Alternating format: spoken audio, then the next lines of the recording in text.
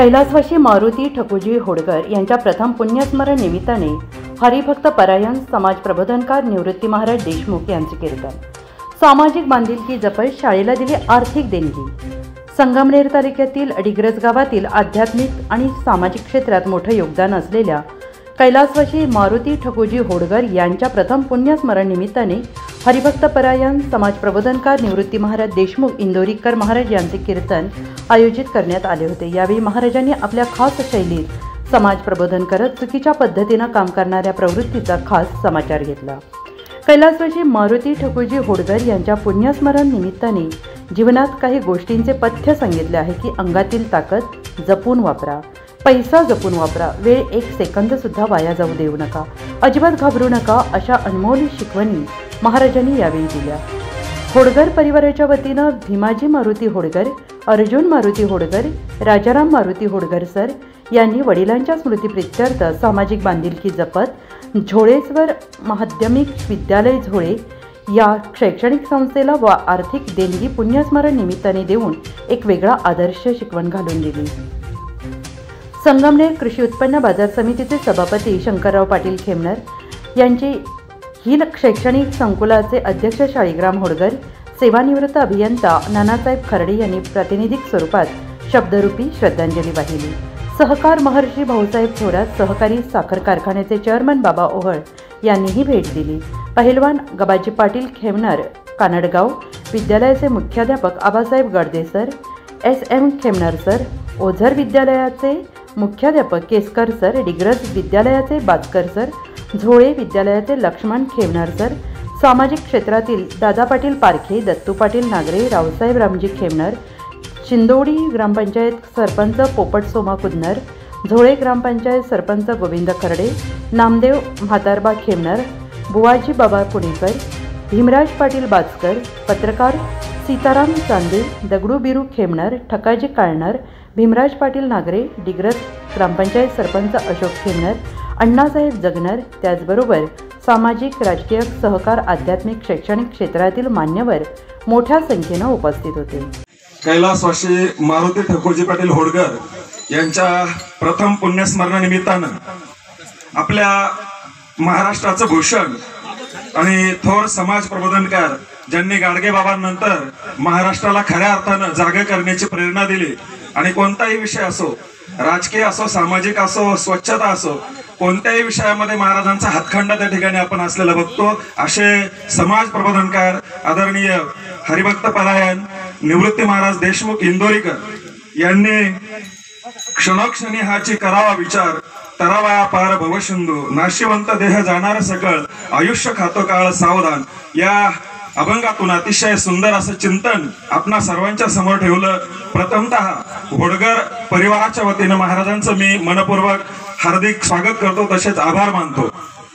या ठिकाणी खऱ्या अर्थानं आपण सर्वजण जमला आहात ते म्हणजे मारुती पाटील होडकर यांच्या प्रथम पुण्यस्मरणानिमित्तानं. खऱ्या अर्थानं 11 महिन्यापूर्वी या ठिकाणी मारुती बाबांचं दुःखद असं निधन झालं. परंतु महाराज आज शेवटच्या क्षणाला बोलले की परमेश्वराचं स्मरण करता करता मरण यावं. अशा पद्धतीचं मरण या महान विभूती मारुती बाबा यांना आलं. कारण कायम आम्ही जेव्हा त्यांच्या सहवासात असायचो, स्नेहात असायचो, त्यावेळी मारुती बाबा हे ज्ञानेश्वरीचं अध्ययन कोणाला तरी सांगत असायचे किंवा भगवद्गीतेतले काही माहिती देत असायचे. प्रत्येक वेळी भगवंताचं स्मरण करत असताना या विभूतीनं त्यांचं आयुष्य व्यतीत केलं. अशा महान माणसाला या ठिकाणी तुम्ही आदरांजली वाहण्यासाठी सर्वजण जमला आहात. आपणा सर्वांचं मनपूर्वक स्वागत. या ठिकाणी महाराज नेहमी उपदेश करत असतात की हे श्रद्धांजली वगैरे हे फॅड बंद करा. भरपूर काही मान्यवर या ठिकाणी उपस्थित आहेत, परंतु आपण प्रातिनिधिक स्वरूपामध्ये 3 श्रद्धांजली मान्यवरांच्या या ठिकाणी घेणार आहोत. त्यासाठी मी प्रथमतः निमंत्रित करतो आदरणीय नानासाहेब खर्डे सर, अध्यक्ष मुख्य अभियंता पाटबंधारे विभाग यांना मी या ठिकाणी निमंत्रित करत आहे. त्यांनी बाबांना श्रद्धांजली अर्पण करण्यासाठी यायचं आहे. यानंतर आदरणीय शंकरराव पाटील खेमनर साहेब, माननीय सभापती कृषी उत्पन्न बाजार समिती संगमनेर. कैलासवासी मारुती ठकुजी होडकर या माऊलीच्या महाराजांच्या प्रथम वर्ष श्राद्धाच्या निमित्तानं उपस्थित सज्जन हो. महाराज, तुम्ही बोलले ते आम्हाला खूप झुमतंय, पण तुमच्याच म्हणण्याप्रमाणे तुमच्या बरगड्या उघड्या पडल्या तरी आमच्यात काही बदल होईल असं वाटत नाही.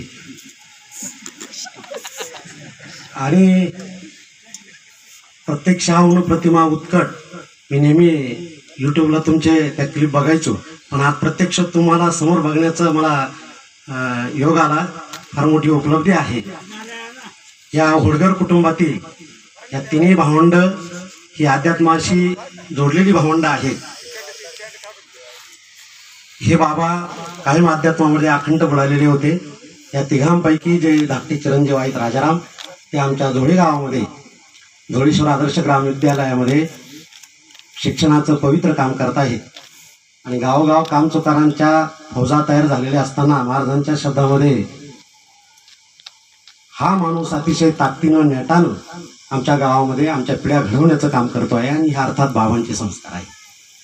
मी आमच्या गावाच्या वतीनं, हनुमान शैक्षणिक संस्थेच्या वतीनं, धुळेश्वर आदर्श ग्रामविकास विद्यालयाच्या वतीनं आणि इथे उपस्थित सर्व सज्जनांच्या वतीनं त्यांना भावपूर्ण श्रद्धांजली वाहतो. थांबतो.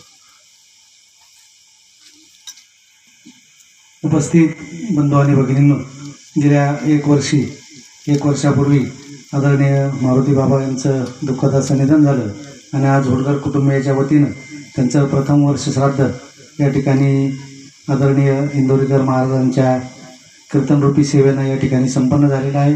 मी आपल्या सर्वांच्या वतीनं आदरणीय मारुती बाबांना भावपूर्ण अशी श्रद्धांजली अर्पण करतो. यानंतर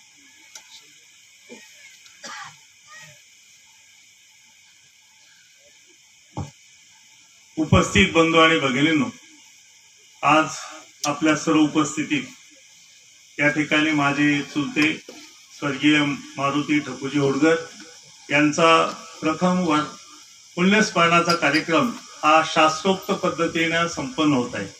शास्त्रोक्त यासाठी की आज आपल्या भागातील एक रत्न थोर समाज प्रबोधनकार निवृत्ती महाराज यांनी, हरिभक्त पारायण निवृत्ती महाराज इंदोरीकर महाराज यांच्या प्रवचन कीर्तन रूपी सेवेने संपन्न झालेलं आहे.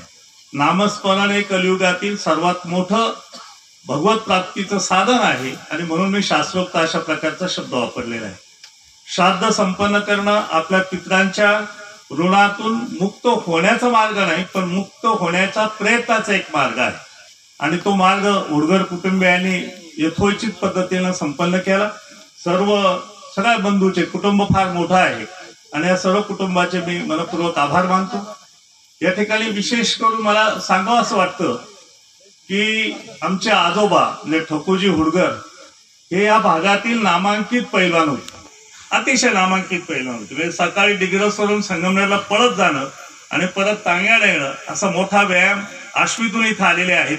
मोठी जमीन संपादन केली आणि सगळ्यात विशेष म्हणजे ज्या अध्यात्माची आज अत्यंत गरज आहे, संत विचाराची अत्यंत गरज आहे, त्याशिवाय समाज माणूस म्हणून जगू शकत नाही, अशा आज ज्या काळ आलेला आहे, तर त्यांनी त्या पिढीमध्ये आपल्या कुटुंबावर अतिशय वारकरी संप्रदायाचे संस्कार रुजवण्याचा प्रयत्न केला. त्याचा एक महत्वाचा भाग या कुटुंबामध्ये जो कोणी जन्माला येईल त्याला 5वीच्या दिवशी माळ घातली जायची. हा अतिशय सुंदर अशा प्रकारचा अनोखा असा उपक्रम या कुटुंबाने जपला. म्हणून गंगा तात्या असो, बारकू तात्या असो, नाथाबा असो, मारुती असो, सगळे भावंडाने अतिशय गोण्या गोविंदाने एकत्र कुटुंब पद्धती कशी असते ही या भागामध्ये दाखवून दिली. अतिशय जिव्हाळ्याने राहिले. आजही फारसे मतभेद कोणामध्ये नाही. उलट अधिक मी सूचना ह्या प्रसंगी करील की त्यांनी चांगल्या पद्धतीनं वातावरण निर्माण करून आदर्श घालून द्यावा, जरी वेगवेगळे असले तरी. या ठिकाणी मला दुसरी बाब प्रामुख्याने उल्लेख करायची आहे की संत नेहमी आपल्या लीलेतून, कृतीतून आणि शब्दरूपातून 2 पद्धतीचं समाज प्रबोधन करत असतात, केलेलं आहे. कधी लीला दाखवल्या, कधी कृती केली आणि कधी अभंग रूपाने, संत वाङ्मयाच्या रूपाने समाजाचं प्रबोधन करीत असतात. मला वाटतं निवृत्ती महाराजांनी त्यांच्या पुढे जाऊन एक वेगळी पॅथी निर्माण केली कीर्तनाची. अनेक लोक बऱ्यापैकी वेगवेगळ्या चर्चा करतात, परंतु प्रत्यक्ष त्यांचं कीर्तन ऐकल्यानंतर आपल्या लक्षात येईल की आजच्या समाजामध्ये जे जिवंत प्रॉब्लेम निर्माण झाले, ज्या उणिवा निर्माण झाल्या, ज्या वाईट प्रथा निर्माण झाल्या, याच्यावर घरघरीत प्रहार करण्यासाठी त्यांनी विनोदाची शैली वापरलेली आहे. आणि विनोदाची शैली ही प्रभावी एखादा विचार मांडण्याचं साधन आहे आणि त्याकडे आपण मला श्रोत्यांना एवढी विनंती करायची आहे की ते विनोद हा विनोदापुरता घ्या, त्या याच्यापुरता घ्या, पण त्या पाठीमागं जो सांगितलेला मतितार्थ आहे तो लक्षात ठेवणं म्हणजे खऱ्या अर्थाने त्यांच्या कीर्तनाचं आपल्याला सार्थक झालं असेल. विनोद हे एक माध्यम आहे, पॉवरफुल माध्यम आहे प्रबोधनाचं. तो विनोद त्यापुरताच ठेवा आणि त्या पाठीमागचा गर्भित अर्थ आपण अनुकरणीय करावा. हे खऱ्या अर्थाने आपल्या कीर्तनाचं फलित असेल, आपल्या सर्वांचं ऐकण्याचं निश्चित स्वरूपाने फल असेल. मी या ठिकाणी विनंती करतो की जे त्यांचे भक्त आहेत, भाविक आहेत आणि अजून आहे, माझ्या मनामध्ये बसल्या बसल्या विचार आला की एवढं गेली हयातभर ते महाराष्ट्राच्या कानाकोपऱ्यात राज्याच्या बाहेर जाऊन समाज प्रबोधनाचं अत्यंत प्रभावी काम करत आहे आणि आपल्या भागामध्ये ते एक भूमिपुत्र आहेत. म्हणून मी या ठिकाणी जाहीर करतो की आपल्याला ह्या वर्षामध्ये एक त्यांचा जीवन गौरव पुरस्कार मानचीही या ठिकाणी आपल्याला संपन्न करायचा आहे. खूप मोठं काम आहे, लोकांना कदाचित हे वाटत नसेल महत्व, पण मी गेली 5-6 कीर्तन ऐकून त्याच्यातून माझ्या मनामध्ये खोलवर रुजलेला हा विचार आहे की अनेक कामं करण्यापेक्षा ज्ञानदानाचं काम खूप चांगल्या पद्धतीने चाललंय. तोही कार्यक्रम आपल्याला या ठिकाणी करायचा. दुसरी एक गोष्ट मला या ठिकाणी करावीशी वाटते का ठकूजी पाटील आमचे आजोबा हे पट्टीचे पैलवान होते. महाराजांनी सांगितल्याप्रमाणे आरोग्य ही समस्या आज फार मोठी आहे.